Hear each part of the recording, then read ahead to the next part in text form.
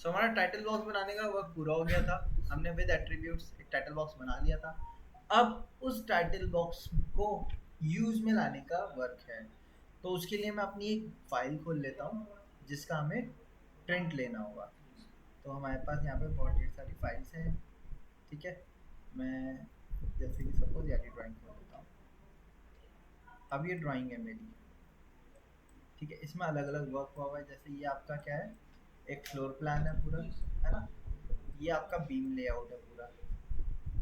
ठीक है, इधर देखेंगे तो ये पूरी एक कॉम्प्लेक्स ड्राइंग है जिसके अंदर सारा काम हुआ हुआ है। इसके नीचे इसका सेक्शन ड्राइंग है। तो इस तरीके से हमारी ड्राइंग पूरी बनी हुई है। मान लो सपोज मैं इसका एक फ्लोर प्लान का लेआउट को प्रिंट लेना चाहता हूँ। तो इसकी यूनिट क्या है, सबसे पहले तो ये चेक कर लो। ये किस में बना हुआ है? हमने जो टाइटल बॉक्स बनाया था वो कौन सी यूनिट में था हमारा? एमएम में था। टाइटल बॉक्स एमएम में था। मैंने उसको राइट ब्लॉक बना के सेव किया था। याद रखना, राइट ब्लॉक बना के जरूर सेव करना है। क्यों करना है? क्योंकि अगर आपने राइट ब्लॉक बना के सेव किया तो राइट ब्लॉक को आप जब इंपोर्ट कर सकते हो, पहली चीज जब इंपोर्ट करेंगे तो ड्राइंग यूनिट के हिसाब से अपने आप साइज उसका प्रॉपर सेट हो जाएगा।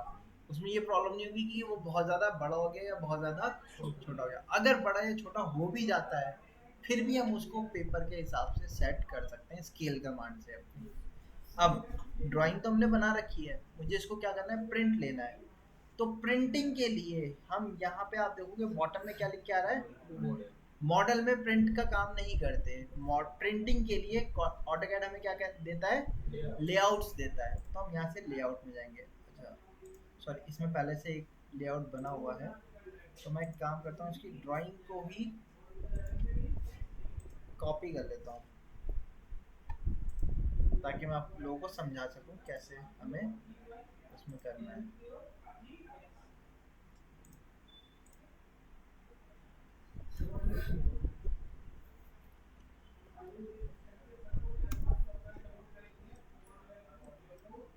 ठीक है, तो मैं किस में जा रहा हूँ, लेआउट में। जैसे ही मैं लेआउट में गया, आपको यहाँ से यहाँ पे कोई चेंजेस देखने को मिला मॉडल से लेआउट में जा रहे हैं तो क्या? सबसे पहला बेसिक चेंज हमें ये देखने को मिल रहा है कि इसका बैकग्राउंड जो है वो ब्लैक है और जो ड्राइंग है वो यहाँ पे आप देखोगे तो जैसे ये किस कलर से बनी हुई है, वाइट से। बट जैसे मैं लेआउट में जाता हूँ यहाँ तो एकदम से कलर रिवर्स हो जाता है। बैकग्राउंड क्योंकि पेपर है तो वाइट रहेगा और ड्राइंग का कलर जो जनरल कलर था वो चेंज हो गया हमारा। ठीक है, अब यहाँ पे क्या करना है हमें, ये बॉर्डर आप देख रहे हो, चारों तरफ एक बॉर्डर दिख रहा है, ये हमारा पेपर मार्जिन वेरिएबल। सबसे पहला काम हमें यहाँ पे क्या करना होगा, अपने पेपर को सेटअप करना होगा। पेपर सेटअप करने के लिए क्या करेंगे, लेआउट पे राइट क्लिक किया। पेपर सेटअप क्यों करेंगे, क्योंकि ये तो बताना होगा ना कौन से पेपर पे प्रिंट ले रहे हैं, पेपर साइज पे। तो उसके लिए राइट क्लिक करके किस पे गए हम, पेज सेटअप मैनेजर। यहाँ पे लेआउट वन खुल के आ रहा है, इसको हमने क्या किया, मॉडिफाई। सबसे पहला यहाँ पे प्रिंटर प्लॉटर लिख के आ रहा है, इसको क्लिक करके हम अपने ड्राइंग को एज अ पीडीएफ सेव करना चाहते हैं तो पीडीएफ कर सकते हैं। अगर एज अ इमेज करना है तो नीचे देखोगे आप वेब और पीएनजी फॉर्मेट हमारे पास अवेलेबल है, हम वो कर सकते हैं। इसी तरीके से अगर आपके प्रिंटर अटैच है तो आप डायरेक्ट यहाँ से प्लॉटर पे जाके प्रिंटर यहाँ पे आएगा, उसका नाम आप सेलेक्ट कर लिएगा। ठीक है, फिलहाल के लिए तो हम क्या करते हैं, यहाँ से पीडीएफ पे क्लिक कर दिया। जैसे ही मैंने पीडीएफ पे क्लिक किया यहाँ पे पेपर साइज लिख के आने लगा। पेपर साइज किस में आ रहा है, यूनिट देखो ध्यान से, इंचेस एंड फीट। ये चीज याद रखना, पेपर जो होना चाहिए वो सेम यूनिट सिस्टम का होना चाहिए। मतलब कि अगर ड्राइंग आपकी इंचेस एंड फीट में बनी हुई है तो पेपर को भी इंचेस एंड फीट में ही होना चाहिए। अगर ड्राइंग आपकी एमएम में बनी हुई है तो पेपर को भी एमएम में ही होना चाहिए। दो यूनिट होती है हमारी। ठीक है, तो आप यहाँ से क्लिक करके चेंज भी कर सकते हो। बाय डिफ़ॉल्ट ये वाला पेपर आपके में सेटअप होके आएगा। ये पेपर कैसा है, इसमें मार्जिनल गैप ले रहा है ये चारों तरफ से।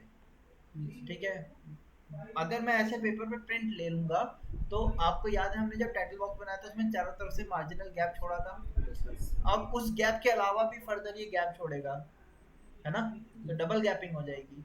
इसी प्रॉब्लम से बचने के लिए मैं क्या करता हूँ, पेपर को बॉर्डर हेयर लाइन पेपर लेता हूँ जिसके बिल्कुल एक्सट्रीम कॉर्नर की वैल्यू को हम यूज कर सकें। एक्चुअली क्या होता था, पुराने जो प्रिंटर होते थे वो पेपर को होल्ड करके प्रिंट करते थे चारों तरफ से, तो उनमें गैपिंग आती थी, इसी वजह से पेपर मार्जिनल गैप दिया जाता था। बट आज के कल कुछ प्रिंटर्स ऐसे हैं जो कि हेयर लाइन गैपिंग पे प्रिंट करते हैं, बॉर्डर लेस प्रिंटिंग करते हैं वो।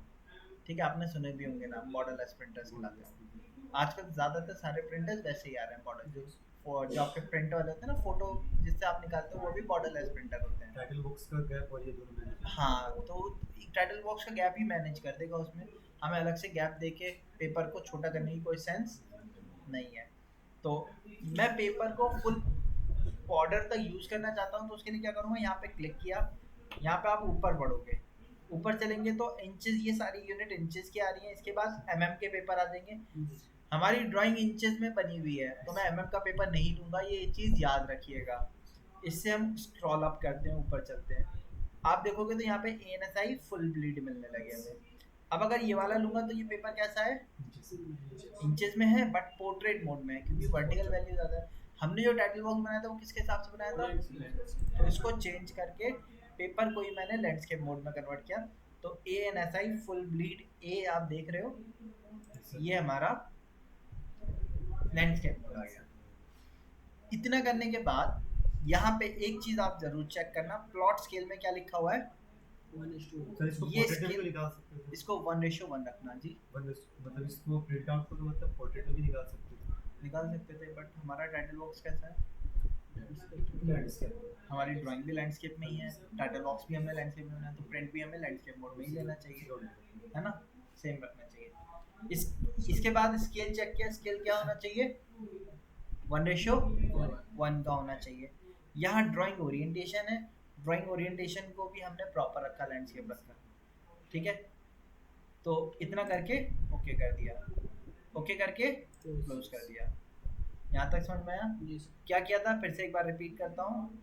लेआउट पे जाएंगे हम, सबसे पहले राइट क्लिक करेंगे, राइट क्लिक करके किस पे जाएंगे, पेज सेटअप मैनेजर पे, मॉडिफाई पे, यहाँ पे इसको हटा के पीडीएफ किया, फुल ब्लीड लेना है लेकिन कैसा, लैंडस्केप मोड लिया, यहाँ से ओरिएंटेशन देखी, लेआउट प्रिंट स्केल को क्या रखा, अगर ये 1:1 नहीं आता है तो इसको 1:1 करेंगे, ये याद रखेंगे, ठीक है। व्हाट टू प्लॉट में लेआउट ही रहने देंगे। इतना करने के बाद आपने क्या किया, ओके, ओके करके क्लोज कर दिया।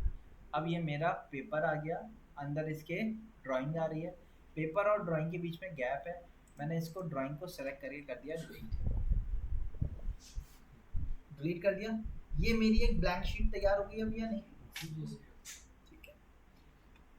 ड्राइंग अभी भी है लेकिन किस में है, मॉडल में। हम किस में काम कर रहे हैं अभी, लेआउट पे काम कर रहे हैं। तो लेआउट पे ड्राइंग को मैंने हटा दिया। अब लेआउट में सबसे पहले मैं क्या चाहता हूँ, मैं यहाँ पे अपना एक टाइटल बॉक्स बना लूँ। अगर नहीं बनाया हुआ है आपने तो आप यहाँ पे टाइटल बॉक्स बनाओगे। टाइटल बॉक्स बनाने के लिए फिर वही है, रेक्टेंगल कमांड पे जाएंगे, फर्स्ट पॉइंट दिया 0,0 पे, ये एक टाइटल रेक्टेंगल बनाया हमने, इसको हमने ऑफसेट किया,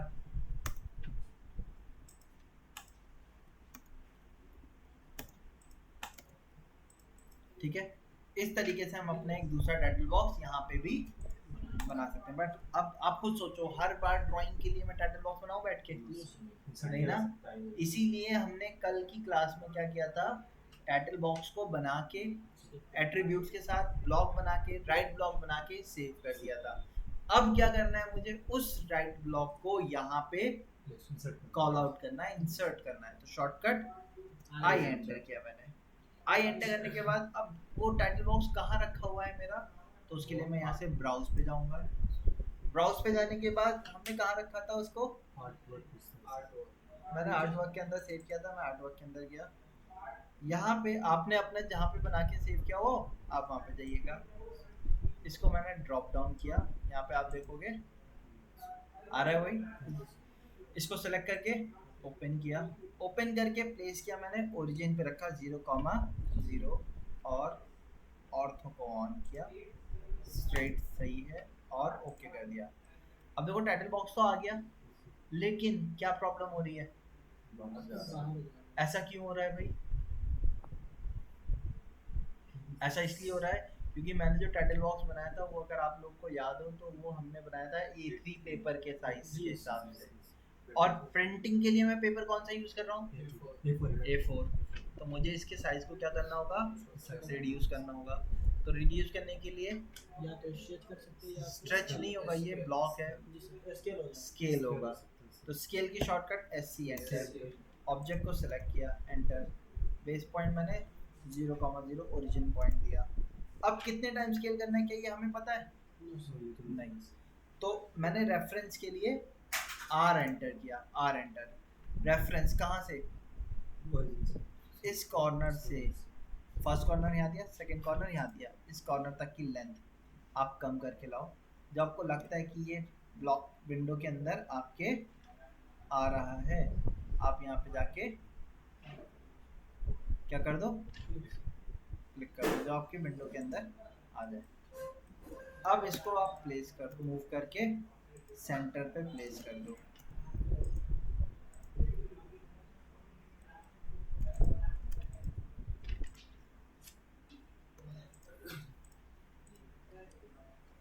बताओ, प्लेस हो गया ये?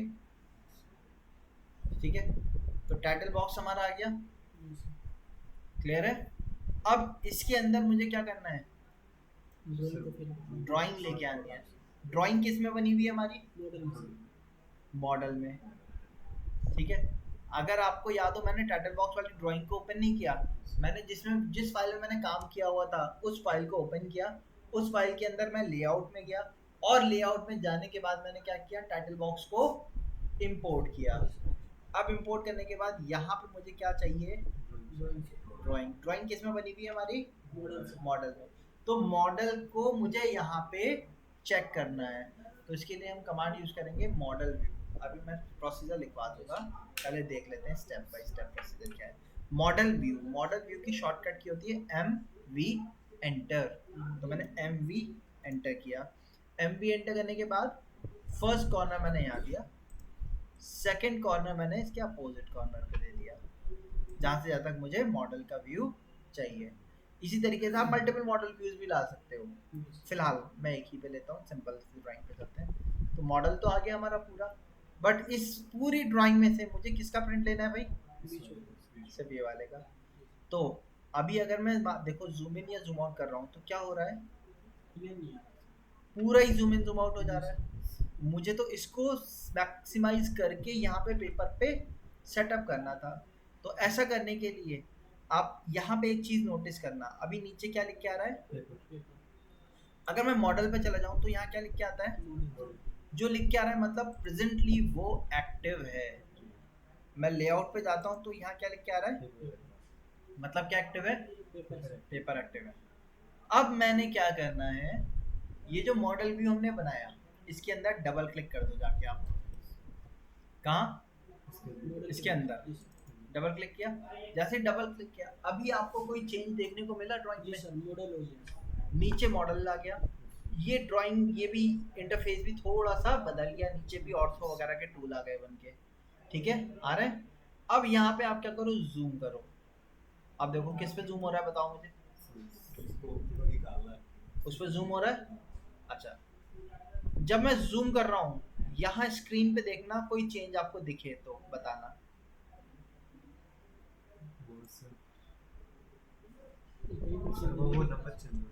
ये नंबर चेंज हो रहा है, यही नंबर आपका स्केल फैक्टर होता है। ठीक है, अगर मैं यहाँ पे क्लिक करके इसको रख देता हूँ 1:1। 1:1 का मतलब क्या हो गया? जिस साइज का लिखा था, लाइन बनाई है, उसी साइज की प्रिंट हो रही है वो। इसका मतलब ये होता है। तो जाहिर सी बात है प्लान बड़ा है हमारा, तो क्या वो A4 शीट पे कभी प्रिंट हो सकता है 1:1 पे? नहीं हो सकता। तो मुझे इसके स्केल फैक्टर को छोटा करना होगा, रिड्यूसिंग स्केल फैक्टर लेना होगा। तो उसके लिए हम क्लिक करेंगे क्योंकि बड़े ऑब्जेक्ट को छोटे सेल्स के ऊपर सेटअप करना है। तो 1:10 पे चेक करते हैं। क्या ऐसा सही है? नहीं। 1:50 पे चेक किया, नो सर, हाँ भी नहीं। 1:100 पे चेक किया, अभी भी नहीं हुआ सर। अभी भी नहीं हुआ, पूरी नहीं आ proper पा रही। इससे और छोटे मिल रही है ना? 2:1 सर। नहीं 2:1 तो क्या हो जाएगा? ये वन देखो 1:100, मैं आपसे कह रहा हूँ कि 1:2 और 1:3 कौन सा बड़ा है?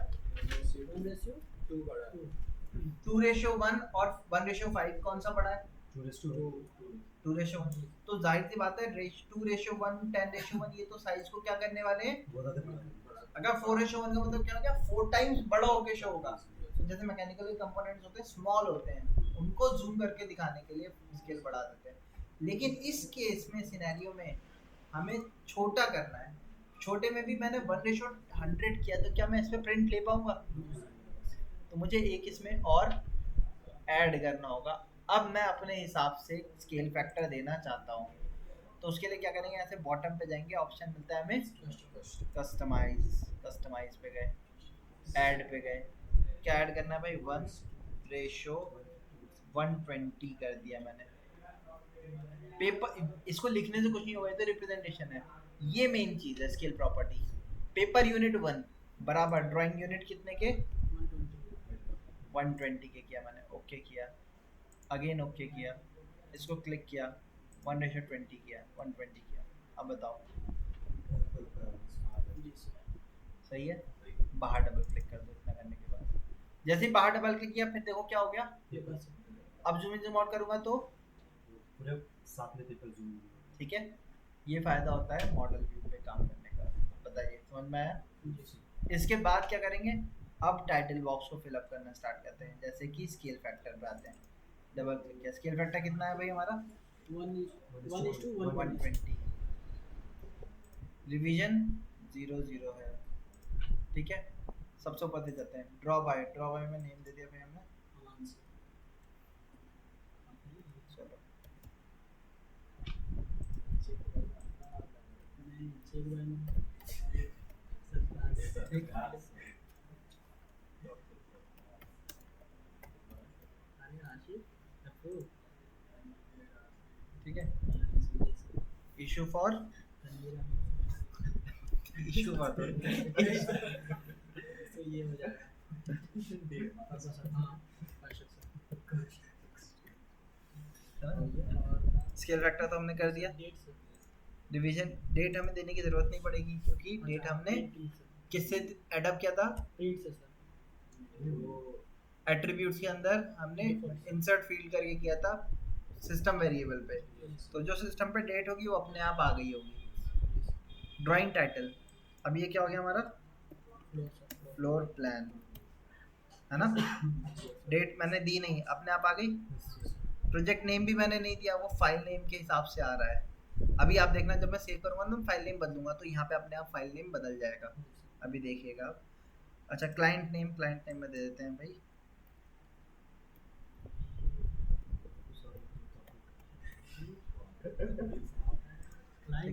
अब नोट्स में हम वैल्यू डाल देते हैं। जैसे फ्लोर प्लान है तो फ्लोर प्लानिंग से रिलेटेड डालेंगे। जैसे कि पहली वैल्यू डाल दी, कौन डाल दिया?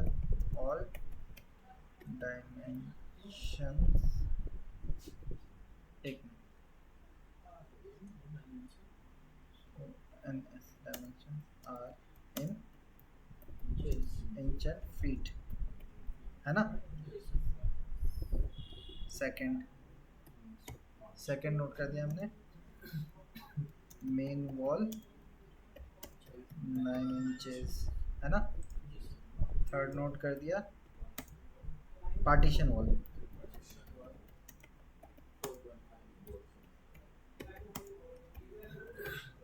है ना? अब कोई और अगर मेरे पास नहीं है तो मैं इसको हटा देता हूँ, अभी के लिए डिलीट कर दिया। विंडो साइन लिखना जरूरी है। हाँ वो सारी चीज़ें आप दे सकते हो। अब देखो नोट्स में आ गए, फिल हो गया हमारा, सारी चीज़ें आ गई। अच्छा अब मैं सेव एज पे जाके फाइल नेम बदल देता हूँ, नोएडा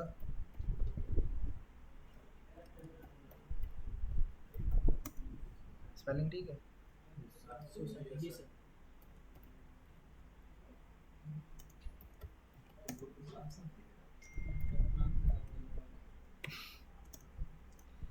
ठीक है, जी सर। मैंने डेस्कटॉप पे इसको सेव कर दिया।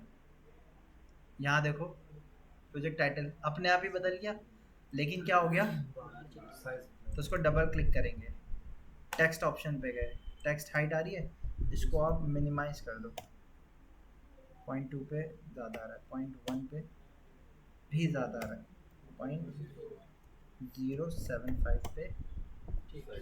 अप्लाई कर दो। देखो सारी चीज़ आ गई, लेकिन स्टेप आज ही ट्राई कर लेना इसके जी सर। थोड़े से। देखो इसके क्या है ना, स्टेप एक दूसरे पे लिंक है, पीछे जो भी चीज़ थी अगर कोई एक चीज़ खराब भी हो गई तो दूसरे तरीका था उससे कर सकते थे। इसमें क्या है 8 से 10 स्टेप है, और अगर एक भी स्टेप गलत हुआ तो आगे की चीज़ अलग हो जाएगी। और प्रिंट करने के ऑटोकैड में सिर्फ एक ही तरीका नहीं है, देखो मैंने आपको एक तरीका आज बताया है, प्रिंट करने के ऑटोकैड में हज़ारों तरीके हैं, हर कोई अपने अलग अलग तरीके से करता है। ठीक है, अब आपको अभी मैं एक तरीका बता रहा हूँ, आप उससे सेटअप कर लो। वो एक ये ऐसा मेथड है जो आपका एक प्रोफेशनल लेवल का मेथड है, आप कोई भी कहीं पे भी जाओगे तो मेथड जनरली इसी टाइप से रहता है। ठीक है, जैसे कि इसमें फ़ायदा क्या है, जैसे कि आपने एक पूरा तैयार कर लिया, ठीक, मैं इस वाले को कर देता हूँ डिलीट। यहाँ पे आते हैं, अब मेरे पास कितनी ड्राइंग है यहाँ पे बताओ पहले तो। सात। जैसे कि एक ये हमारी फ्लोर प्लान हो गया, ये बीम लेआउट हो गया, ये हमारा, ये किस चीज़ का लेआउट है, कॉलम पे लग रहा कॉलम। कॉलम्स है, और नीचे क्या है इसके, है इससे तो वो कौन सी फुटिंग्स है, फुटिंग तो ये कॉलम एंड फुटिंग लेआउट है। ठीक है, इसी तरीके से ये क्या है, सेक्शन है। ठीक है, ये एक मास्टर फाइल है, और ये ऊपर सीलिंग लेआउट है। ठीक है, तो ये अलग अलग लेआउट्स हमारे दिए हुए हैं। अब मैंने एक पूरा काम एक पे सेटअप किया, ऐसे ही मुझे दूसरा बनाना है, ये तो आ गया। अब मान लो मैं फुटिंग लेआउट किसी को देना चाहता हूँ, तो उसके लिए क्या करूँगा, मैं प्लस साइन पे गए, इसको मैं राइट क्लिक करके रीनेम कर देता हूँ। ये क्या हो गया हमारा, floor plan sir. Floor plan या लेआउट। जी सर।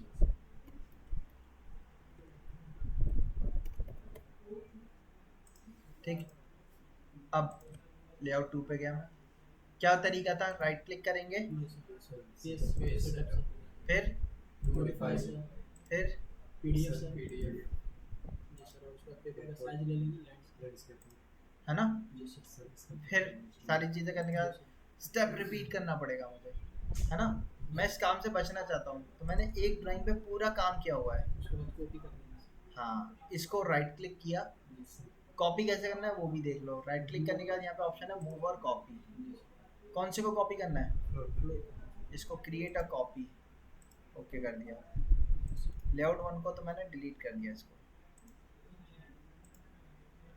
अब एक फ्लोर प्लान हो गया, जी सर। ये मुझे क्या चाहिए, फाउंडेशन लेआउट चाहिए, तो इसको राइट क्लिक करके मैंने रीनेम किया।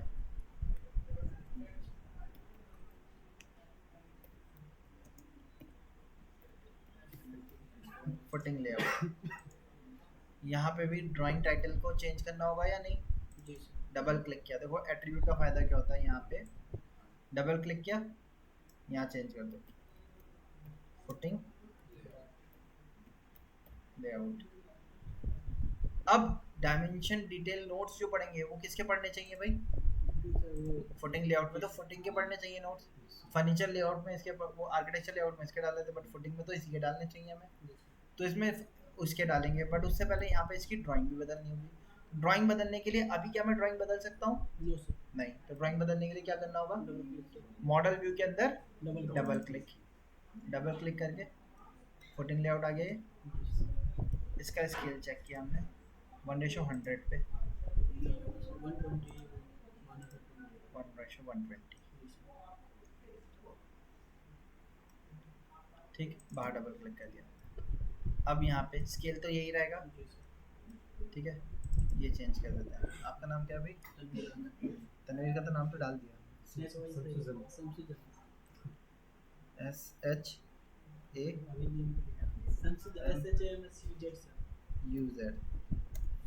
जमन ZMA जमा। हाँ ठीक है, बाकी सब ठीक है। अब नो ये चेंज करना है हमें।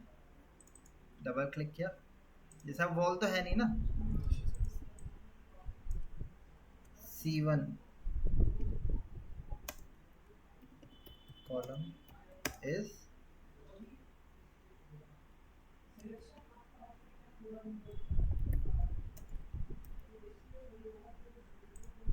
ठीक है, यहाँ पे लिख दिया। C2 column is 230 by 230 mm। ठीक है, अच्छा मैंने क्या किया, इसको Ctrl X Ctrl V Ctrl X Ctrl V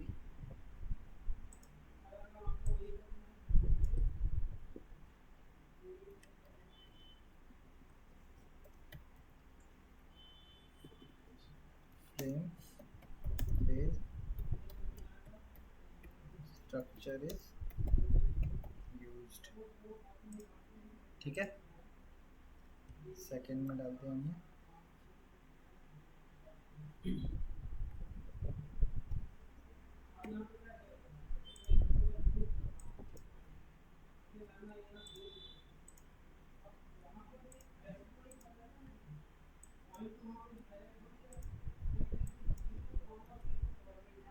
ठीक है, थर्ड में डाल दिया हमने, फोर्थ में लिख दिया हमने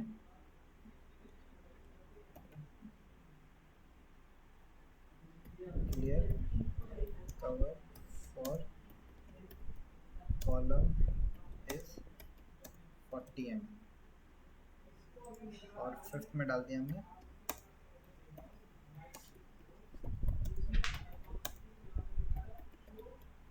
फुटिंग इज 40 mm। ठीक है, आगे सारे ओके करते हैं।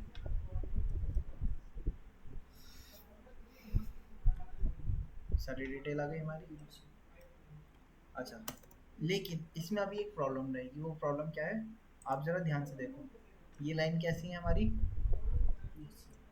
सेंटर लाइन है, बट क्या मुझे यहाँ पे फुटिंग वाले लेआउट में सेंटर लाइन दिख रही है? इसके लिए आपको क्या करना पड़ेगा, global line type scale factor देना पड़ेगा। Global line type scale factor क्या था हमारा, LTS एंटर। LTS कितना है हमारा अभी, 10 है, मैंने 1 दिया, अभी दिखी डैश, लेकिन बड़ा है। LTS एंटर किया 0.25 किया, अब ठीक है, थोड़ा सा और छोटा कर लेते हैं, 0.1 किया हमने, अभी ठीक है। ठीक है, अच्छा ड्राइंग में यहाँ लिख भी देते हैं हम टेक्स्ट कमांड से,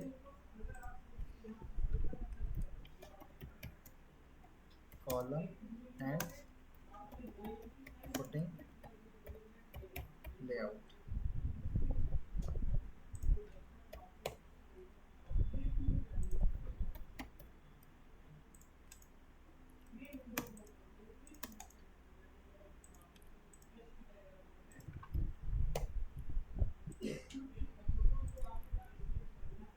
अब देखो मॉडल में चेंज कर रहा हूँ, ड्राइंग में चेंजेस नहीं हो रहे, अपने आप रिफ्लेक्ट हो जाएंगे।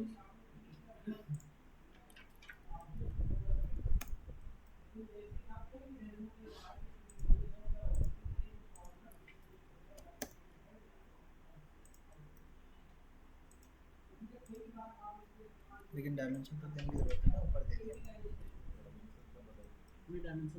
ऊपर दे दिया। ठीक है, कॉलम एंड फुटिंग लेआउट आगे सारे हमारे क्लियर है। लेजेंड में हमारी डिटेल हम ऐड करेंगे। उसके लिए आप लोग को पर्टिकुलरली अलग अलग सेगमेंट में जब बांटेंगे तो जो जो काम करेगा उसकी डिटेल बॉक्स हम बनाएंगे। ठीक है, इस टाइप की ड्राइंग्स बनाना परसों से हम स्टार्ट करेंगे। तो बताओ यहाँ तक क्लियर है? जी सर। आप लोगों ने जो ड्राइंग बनाई है क्या वो प्रिंट हो जाएंगी इस तरीके से? जी सर। अब हमने सर्किट डायग्राम बनाया था, याद है? Yes sir. यहाँ पे तो ड्राइंग किसकी आएगी? सर्किट की ड्राइंग। जी सर। इधर हम क्या लाएंगे? उसकी टेबल कंटेंट लेके आएंगे। तो कल कैड फाइल आप सभी को अपनी लेके आनी है, या तो आप व्हाट्सएप कर देना सर्किट वाली, उसी को आप प्रिंट ये टाइटल बॉक्स बना के रखना। उसके अंदर हम टेबल बनाएंगे जो कि लेजेंड के अंदर डालेंगे। ठीक है, तो वो कल वाला प्रोसेस देख लेंगे हम। उसमें और कौन layer सा बनाएंगे। मतलब प्लान सेट करेंगे इसमें जो बनाएंगे? आपने जो सर्किट डायग्राम वाला बनाया हुआ है, जी सर। न्यूमेटिक सर्किट डायग्राम पढ़ा था हमने, जी सर। उसकी ड्राइंग बना ली है ना? जी सर। वो ड्राइंग आप ग्रुप में अपने शेयर कर देना, जिससे कि मैं यहाँ पे डाउनलोड करके उसके ऊपर फिर अपना वर्क करके आपको आगे का बताऊंगा। अच्छा, अब मुझे इसको प्रिंट भी तो लेना होगा। उसको टाइटल बॉक्स में इंसर्ट कर देना सर। हाँ, इतना काम करके ठीक है सर। कैड फाइल भेजना, पीडीएफ नहीं। कर दीजिए। हाँ, तभी तो मैं वर्क करके बताऊंगा ना। DWG। DWG। अब इसको प्रिंट ले लेते हैं हम। अब यहाँ पे प्रिंट भी देख लेते हैं कि प्रिंट का स्केल फैक्टर से क्या मतलब है, जो आप पूछ रहे थे ना कि ये स्केल फैक्टर का क्या सेंस है हमारा। ठीक है, जैसे इस ड्राइंग में यहाँ बीच का गैप दे रखा है मुझे। अब ड्राफ्टमैन देना भूल गया, ड्राइंग प्रिंट हो गई, वो कंस्ट्रक्शन वाले के पास चली गई, अब उसको गैप ही नहीं दिया हुआ, अब कैसे करेगा हम? तो वो हर एक छोटी छोटी चीज़ के लिए डिज़ाइनर के पास नहीं आता। वो क्या करेगा? स्केल फैक्टर दिया हुआ है, ड्राइंग देखेगा, मेजर करेगा, स्केल फैक्टर से मल्टीप्लाई करेगा, साइड बताएगा। और जैसे आप कभी जॉब पे जाओगे ना, साइट एग्जीक्यूशन वगैरह की जॉब पे, या ऐसे कहीं आप जाते हो साइट विजिट वगैरह पे, अगर कोई आपको ड्राइंग देके पूछ लेगा कि ये साइज़ कितना है, साइज़ नहीं लिखा हुआ, तो कैसे पढ़ के बताओगे कितना साइज़ है?